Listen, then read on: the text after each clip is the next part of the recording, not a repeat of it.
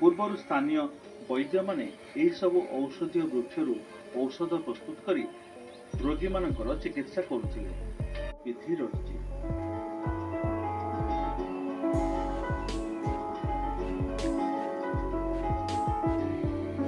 एही पीठरे एक नृत्यरत प्राचीन गणेश मूर्ति देखा मिले, जहाँकि प्राय द्वादश शताब्दीर कलाकृति बोली गवेषक माने मत दियंती।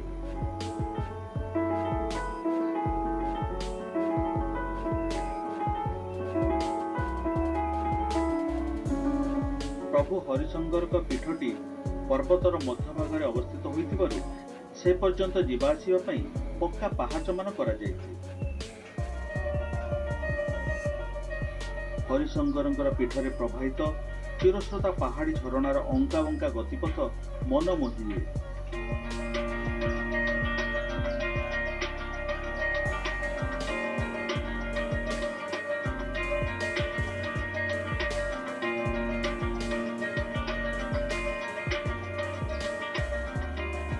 श्रद्धालु माने एठारे स्नान करी बेस आनंद उपभोग करथांती।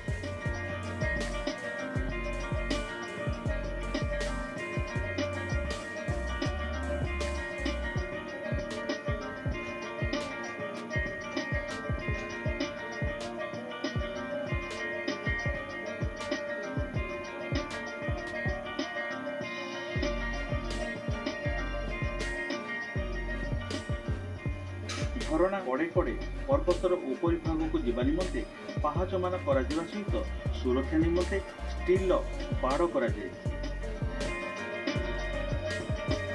तेणु पर्यटक माने अक्लेशरे पर्वतर उपरी भाग को जाइथांती और झरणार स्नान करिथांती।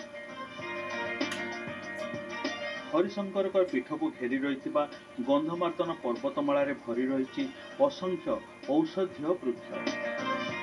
सही दुर्लभ औषधीय वृक्ष पई यह विश्वविख्यात।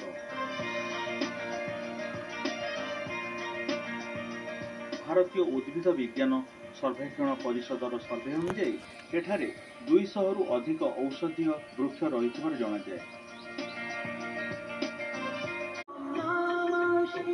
पुराण प्रसिद्ध गंधमार्दन पर्वतमालार उपरी भागरू झरी आसुथिबा एक पहाड़ी झरणा कूल अवस्थित यह प्राचीन देवपीठ हरिशंकर। यही पीठरे उभय हरि बा विष्णु एवं हर बा देवदेव महादेव पूजा पाती। तेणु यही पीठर नाम हरिशंकर। घन बण जंगल मध्य जमुना नामक जड़े कंध महिला प्रथमे हरिशंकर को दर्शन करथिला।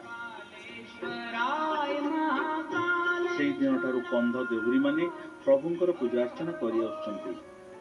रामायणर सेही राम रावण युद्ध समय